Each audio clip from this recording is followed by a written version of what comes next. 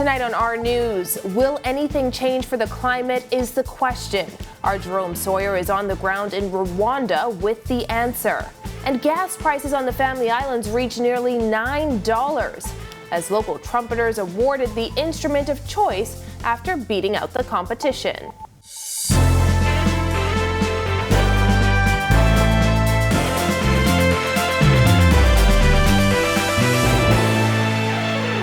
Welcome to our news and thanks for joining us. I'm Christina Dragovich. Report card day for some public school students revealing more issues with the learning management system.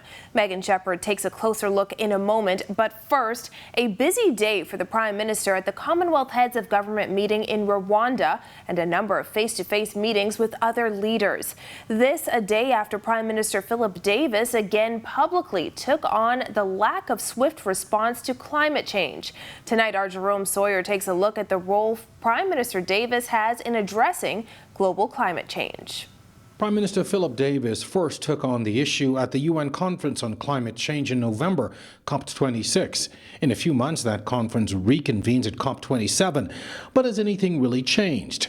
At the recent Summit of the Americas, he again challenged the world to do something to tackle the problem. He came to the Commonwealth Heads of Government in Rwanda even more determined. I intend to get ours. I intend to get them to pay for what they've done to us. Conservative estimates from the Prime Minister put the recovery from climate change events at 45% of national debt. His speech at the Business Forum here on Wednesday was a call for support of the Commonwealth Blue Charter for solving ocean-related problems, as well as UN sustainable goals on ocean preservation. Globally, we think that we are continuing to sensitize the high emitters, that when the greenhouse gas they emit in their countries don't stay in their country. But did it work? He also remains optimistic. My voice has joined in the chorus for action, and I'm seeing the needle move just a little,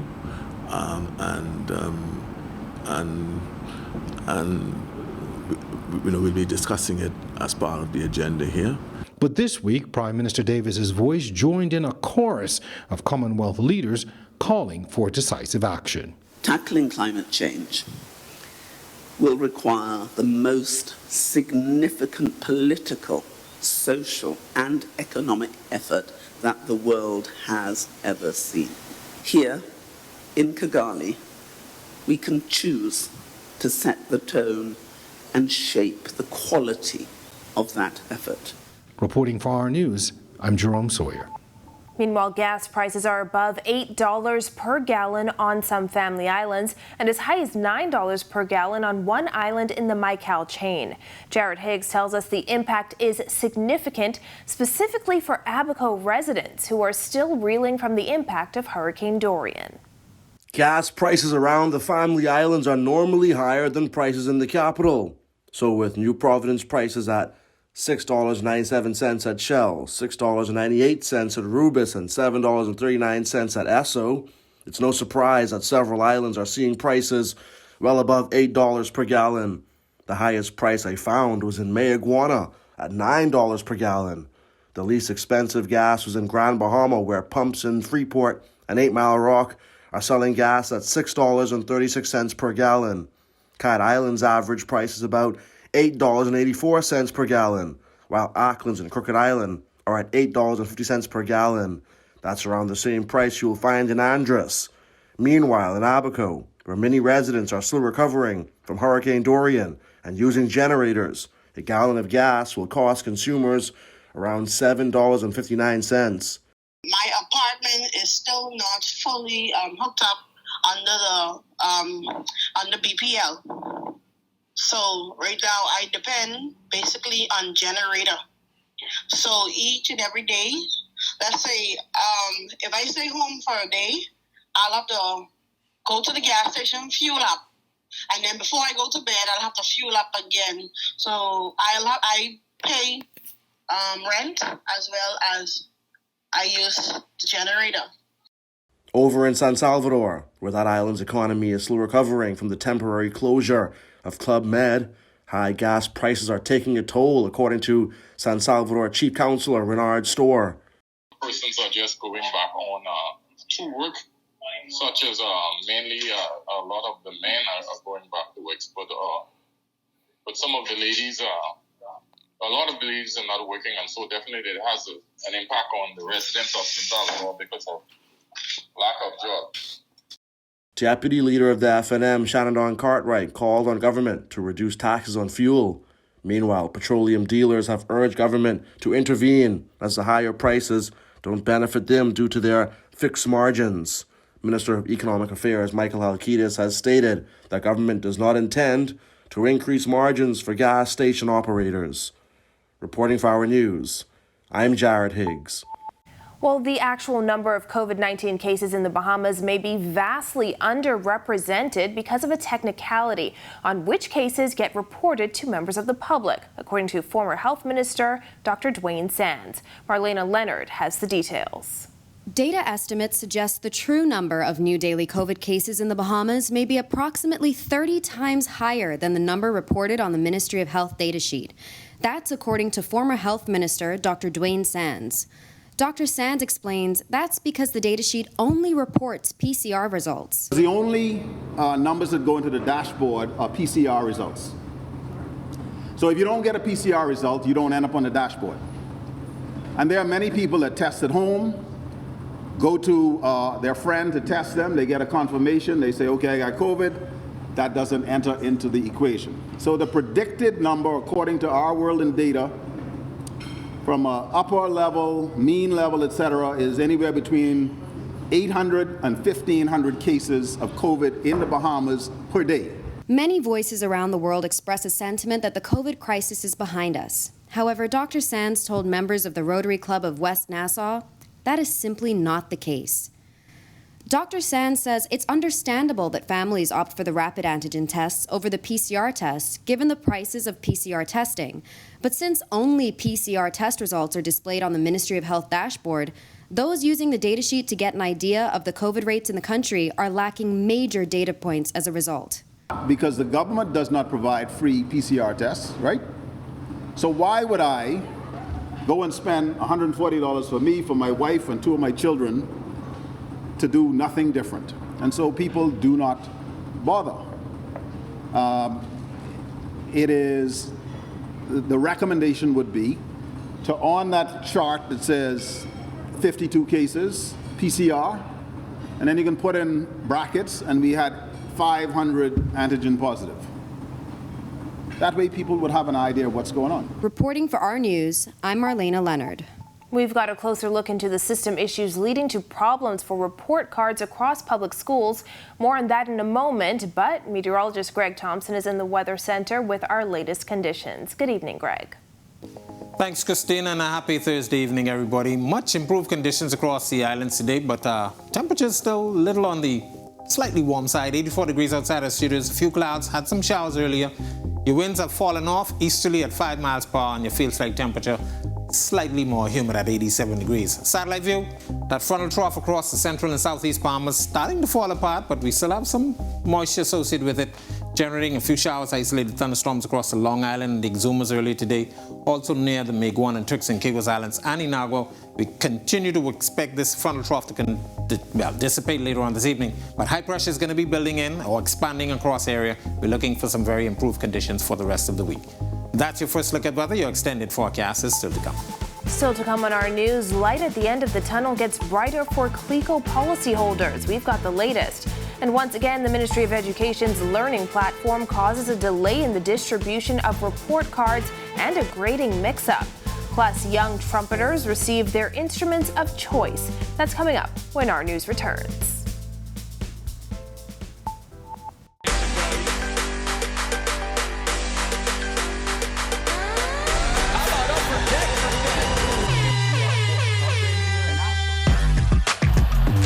Got size at 6'5".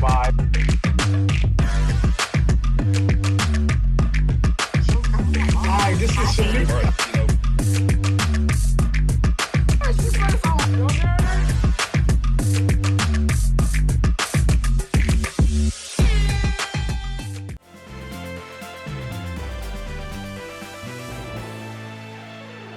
Report card day for some public school students, revealing more issues with the learning management system.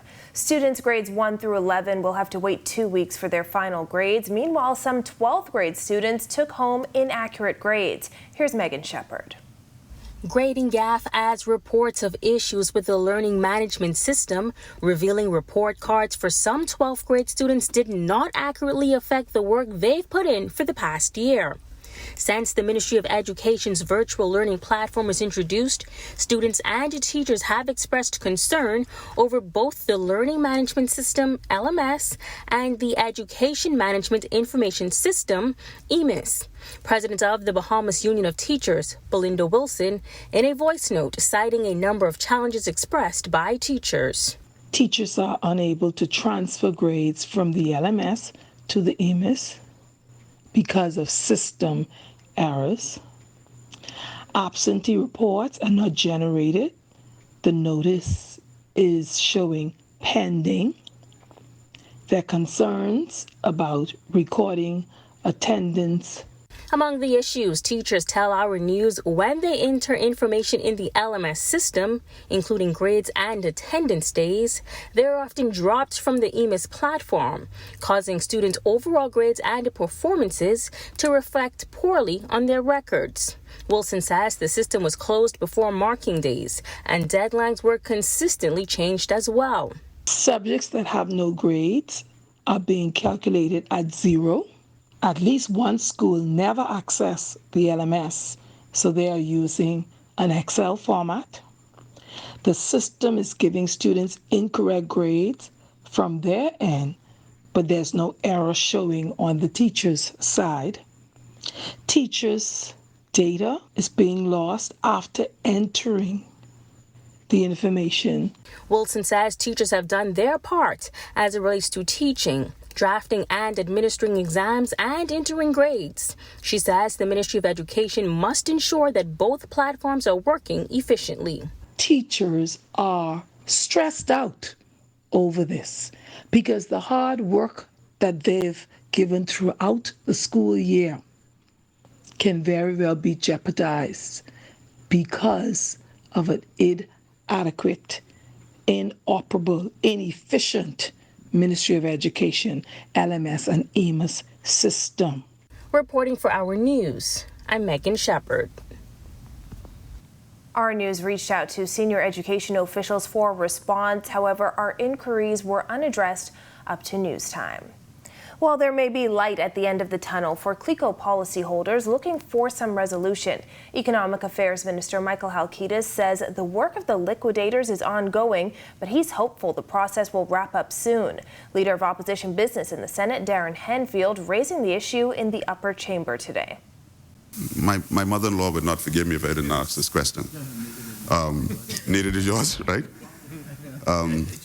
Where are we in the midst of this Cleco fiasco? Yeah. Where are we? It's been a long, I think fiasco is perhaps an appropriate word.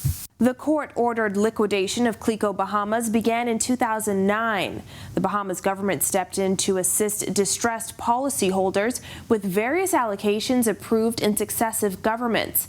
The 2018-2019 budget saw an allocation of $10 million. The following year, that figure jumped to $12.4 million. Halkitis says he got a positive outlook from the liquidator. The liquidator believes that that he's seeing some light at the end of the tunnel and that we can actually realize some assets. It's his words to me. We'll be looking to wrap this up as soon as possible. Meanwhile, Halkitis tells senators some matters in relation to Cleco are before the courts in other jurisdictions. But he is hopeful that there will be a resolution that allows government to get some assets back. As it stands, the remnant of the policies continue to be managed, but this 3.8 is what we believe that the government would have to put in for this year, down from 7.4, and we are hopeful that we will soon see the end of it. As a matter of fact, we'll be working towards wrapping up this whole liquidation so we can all move on. In news from the Senate, Bahamas Resolve was formed in 2015 to help get the Bank of the Bahamas balance sheet back on track. Now, 7 years later, opposition senators want to know, has it been successful, and what are the next steps for the government-run special purpose vehicle? Economic Affairs Minister Michael Halkitis today reminding senators of the purpose of Resolve, promising a report of the work so far is forthcoming. Resolve continues to try and realize on some of the properties. The original intent was, when the whole thing was set up, was that you would take these bad debts off of the books of Bank of the Bahamas, put them in this vehicle, and then the vehicle could do things that the bank couldn't do because of bank rules. We've had varying levels of success in terms of liquidating some of the assets. They continue to work. It's now time for tonight's Financial Market Minute, brought to you by RF, your local investment bank.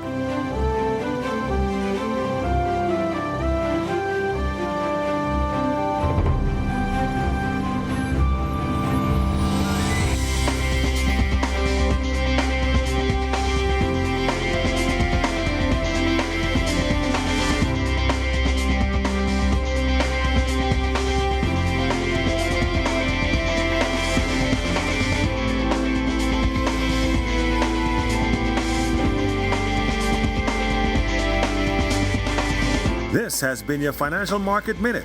To explore the best performing mutual funds in the Bahamas, visit our website at www.rfgroup.com. When our news comes back from the break, the Environment Minister weighs in on deforestation issues. Plus, coming up in sports for you tonight, Jonquel Jones and Connecticut back in action. We'll give you all of her stats and bylines. We'll also tell you about Jazz Chisholm's return to the field. Crushes another one deep. We'll give you details on that. And our junior boys team picking up another win. That's coming up in sports. And young trumpeters are awarded after coming out tops in a competition. The details when our news returns.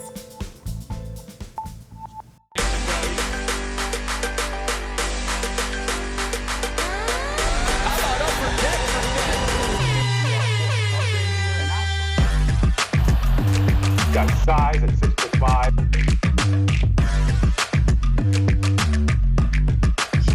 Hi, this is Shamik.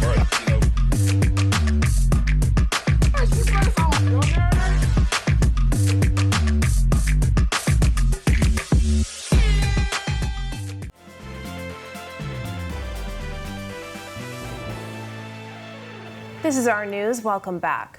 With 9 days left for squatters to vacate Crown land in the Carmichael area, Environmental Minister Vaughn Miller says his focus will be on preventing similar illegal deforestation in the future. Marlena Leonard has more on this in a full report now live on the R News Facebook page. In sports tonight, Jonquel Jones and the Sun beaten by New York as Jazz Chisholm heats up in a Marlins win. Meanwhile, our under-15 boys make it a 2 in a row. Here's Marcellus Hall. All right, thanks and welcome to our sports, everybody. I'm Marcellus Hall. Jonquel Jones and the Connecticut Sun. They've been rolling along throughout the course of the regular season. Last night, looking to add to their win total as they took on the New York Liberty. Sometimes things don't go quite as planned, though, as we take a look at the highlights. Jonquel Jones, Connecticut Sun, back in action this week. In fact, playing last night, taking on the New York Liberty. Jonquel, well, she had a pretty good game. Double-doubles across the board. Taking a look at her stats on the evening. She finishes up with 12 points, 11 rebounds, 2 assists in 31 minutes on the floor. Unfortunately, it would come in a losing effort. New York gets the win here, 81-77. Wondering when Connecticut will play again. Well, they will be back on the floor. That'll be this Sunday when they take on the Atlanta Dream. Meanwhile, from baseball, Jazz Chisholm and the Miami Marlins were looking to get a win here as they too took to the field. Jazz had a day off the game before this one last night, back on the field as they played the Colorado Rockies. Jazz getting it back on the offensive track, perhaps a day off helping him out. He finishes up with a 2-for-3 day, batting second, 2 runs scored and 3 RBIs. He also had a home run in this contest, and the Miami Marlins, most importantly, pick up a win 7-4 as the two teams get set to meet again today. In fact, they are playing an early afternoon matchup. We should have some details from that coming up for you tomorrow. And there it is, your check on sports for you here on this Thursday. I'm Marcellus Hall. Back to you, Christina. Thanks, Marcellus. We're one step closer to the weekend, but what will the weather bring? And later, the donation leading to the sound of trumpets. Stay with us.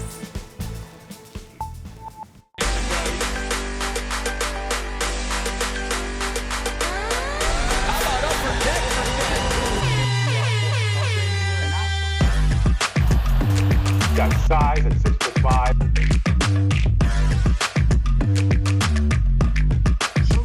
Hi, this is Shamika.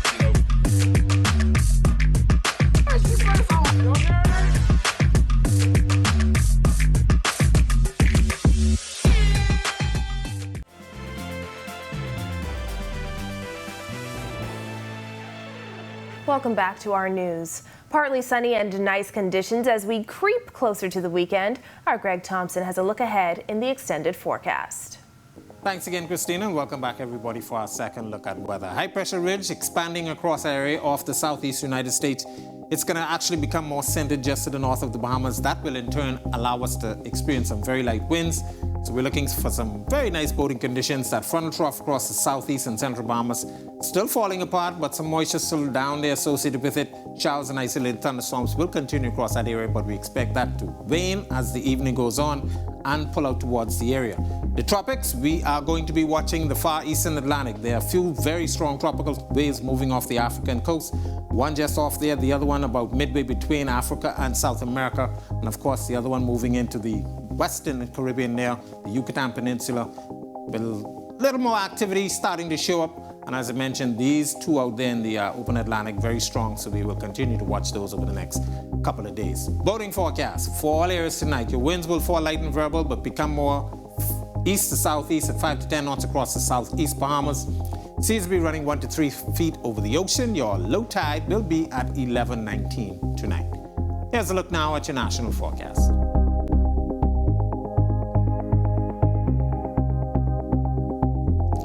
In your 7-day forecast over the next couple of days, beautiful conditions, a little frontal trough, another weak one will get into our area, so we're looking for some increased shower activity Sunday, Monday, and into Tuesday.